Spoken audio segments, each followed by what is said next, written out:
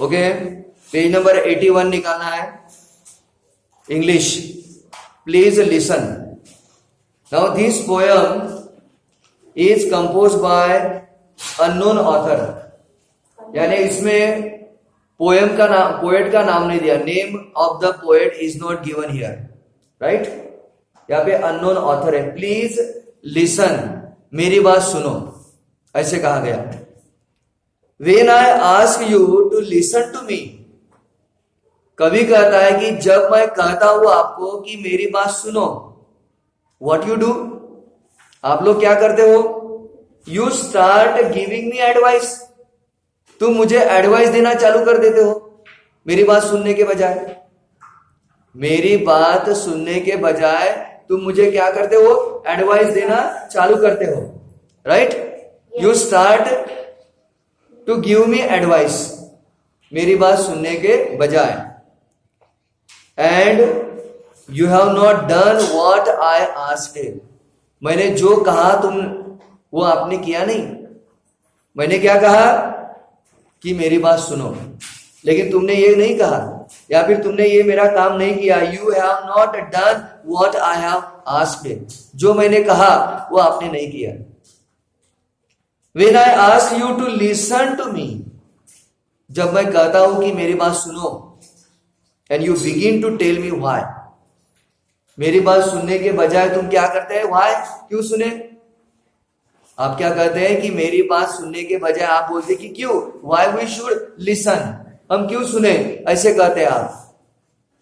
I shouldn't feel that way, और मुझे उस तरह से फील नहीं होना चाहिए।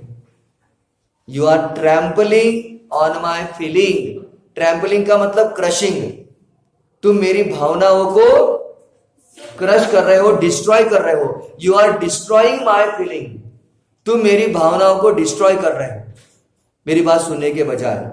You are trampling my feelings. Again the poet says in the third stanza, third stanza में कवि कहता है, When I ask you to listen to me, जब मैं आपको कहता हूं कि मेरी बात सुनो, and you feel you have to do something, फिर आपको ऐसा लगता है कि आपको कुछ करना पड़ेगा। आपको क्या करना पड़ेगा? To solve my problem। आपको शायद ऐसे लग रहा होगा कि अगर हम राइटर की बात सुनेंगे तो राइटर कहेगा कि मेरा प्रॉब्लम सॉल्व करो। राइटर कह रहा है मेरा प्रॉब्लम सॉल्व करने के लिए, सुनने के लिए कहा होगा। But that is not the way. You have failed me. Fail का मतलब यहां लेना है neglected me. You are neglecting me. तुम मुझे neglect कर रहे हो, avoid कर रहे हो। You are avoiding me, neglecting me. Strange. कितनी विचित्र बात है। You are neglecting me.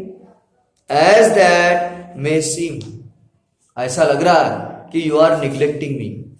तुम मुझे neglect कर रहे हो, avoid कर रहे हो। Listen, all I ask is that you listen. मुझे केवल इतना ही कहना है कि you please listen. केवल मेरी बात सुनो। Don't talk और don't do anything else. ना कुछ आपको बोलना है और ना आपको कुछ करना है। You have to just hear me. केवल मुझे सुनना है। You have to just hear me और listen me. इसमें दो शब्द दिए, listen और hear. What is the difference between the listen and hear? Listen और हियर में क्या फर्क है? जैसे वॉच और सी में क्या फर्क है? जैसे वॉच है और सी है ना।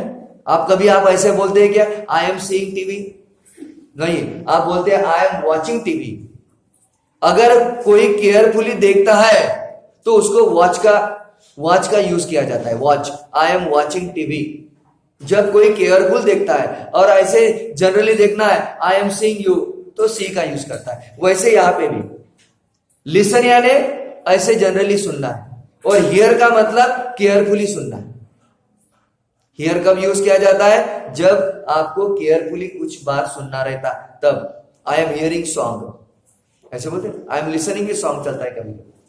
सो जस्ट हियर मी, आपको क्या करना है? केवल मेरी बात सुनना है। डोंट टॉक, डोंट डू, ना कुछ बोलना है ना कुछ करना है, आपको केवल मेरी बात सुनना है। Advice is very cheap. कवि कहता है कि दूसरों को एडवाइस देना बड़ा सस्ता काम है। ऐसे क्यों कहा उसने? 20 सेंट विल गेट, उसके लिए 20 पैसे लगेंगे आपको। किसी को एडवाइस देने के लिए 20 पैसे लगेंगे, ऐसे क्यों कहा उसने? Because you both dear Abby and Billy Graham, Abby and Billy Graham, they are the adviser of the American newspaper के वो एडवाइजर है। ये दोनों एडवाइस करते हैं लोगों को। people give their complaint in the newspaper and both are give the answer of their complaint, और अपने आंसर, अपने कंप्लेंट की वो आंसर देते हैं। वो लोग वो अपने आंसर का अपने कंप्लेंट के लिए आंसर देते हैं, और उन लोगों को केवल 20 पैसे लगते हैं। अमेरिका में डियर एबी और बिली ग्राहम, ये ऐसे दो एडवाइजर है, अमेरिकन एडवाइजर। यहां पे दिया है, they are the American adviser. यानी लोग कंप्लेंट देते हैं अपने न्यूज़पेपर में, एक कॉलम रहता है, और उस कंप्लेंट की आंसर कौन देते हैं? एडवाइस, ये दो लोग। और लोगों को केवल 20 पैसे लगते हैं, ओनली 20 पैसा they get in the same newspaper, उसी न्यूज़पेपर। इसलिए कवि बोलता है कि एडवाइस देना बहुत सस्ता है, क्योंकि उसको केवल 20 पैसे लगते हैं, क्योंकि लोगों को केवल 20 पैसे लगते हैं, क्योंकि 20 पैसे का वो न्यूज़पेपर है। 20 पैसे का क्या है? वो न्यूज़पेपर है। लोग खरीदते वो 20 पैसे में न्यूज़पेपर, और देखते हैं कि मैंने जो कंप्लेंट की है उसका आंसर क्या आया, ये देखते हैं। And I can do for my self, और मैं अपने लिए कुछ कर सकता हूं। I am not helpless. कवि कहता है कि मैं हेल्पलेस नहीं हूं, असहाय नहीं हूं। हेल्पलेस का मतलब असहाय, मैं असहाय नहीं हूं। मे बी डिस्करेज, मैं डिस्करेज हूं। डिस्करेज यानी मेरे अंदर करेज नहीं है, थोड़ा डिस्करेज हूं मैं, लेकिन मैं असहाय नहीं हूं। I am discourage and faltering. Faltering का मतलब वाह करना, तारीफ करना, वाह करना, तारीफ करना। But not helpless,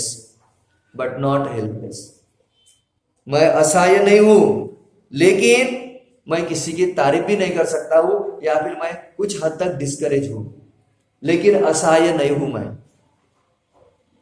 When you do something for me,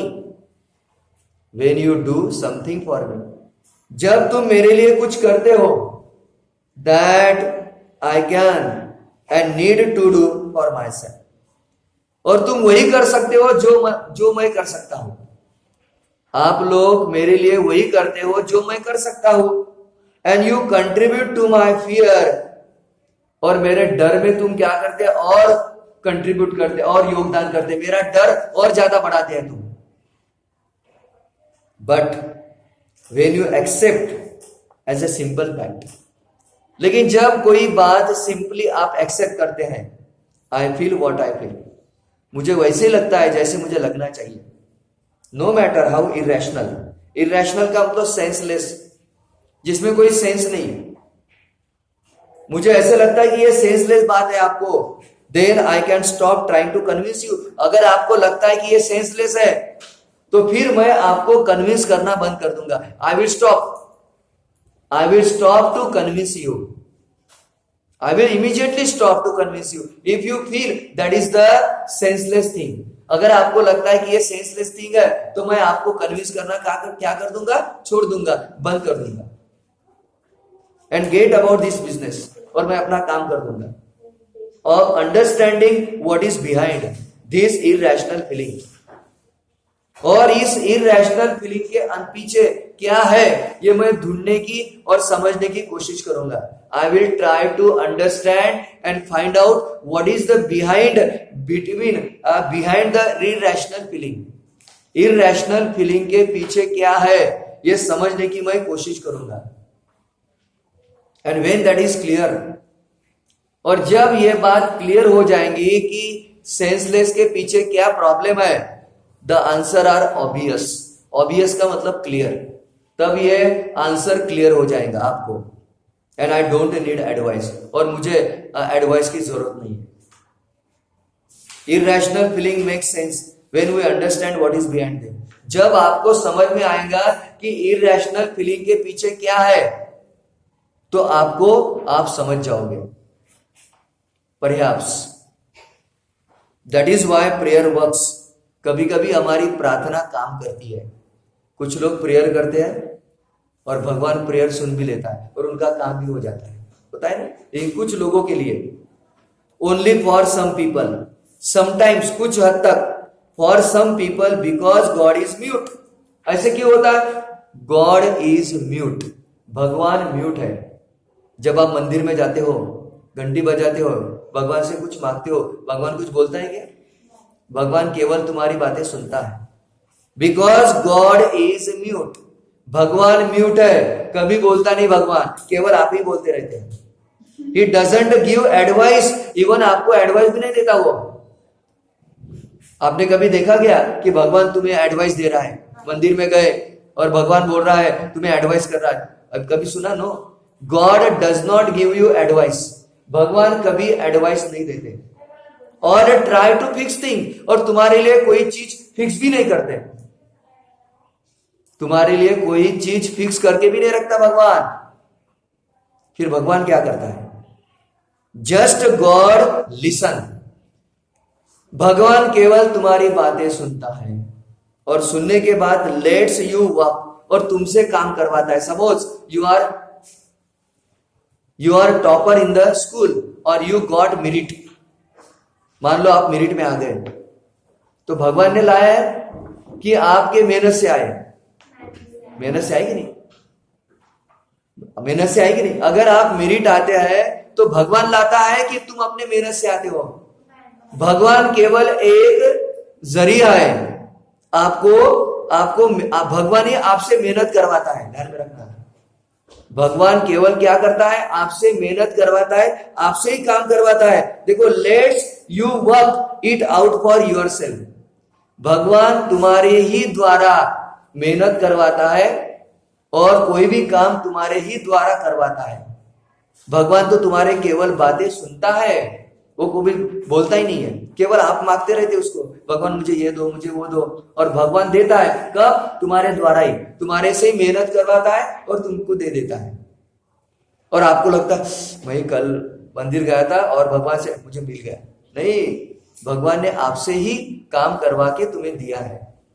भगवान तो म्यूट है, कभी बोलता नहीं, ना कभी आपको एडवाइस देता है. If you want so please listen. इसलिए क्या करो? कृपा करके सुनो. Please listen and just hear me. इसलिए केवल मेरी बातें सुनो. If you want to talk, अगर आपको कोई बोलना है, if you want to talk, अगर आपको कुछ बोलना है तो वेट अ मिनट, 1 मिनट रुको. If you want to talk, wait a minute for your turn. Turn का मतलब बारी. तुम्हारी बारी आने तक थोड़ा रुको, और जब तुम्हारी बारी आएंगी बोलने की, तब मैं क्या करूंगा? I will listen to you and you speak. तब मैं आपकी बातें सुनूंगा और तुम क्या करना? फिर बोलना. जब तुम्हारी बारी आएंगे. कभी कहता है कि when your turn will come, when your turn will come, then you talk and I will listen. मैं सुनूंगा और आप लोग बातें करेंगे. यस.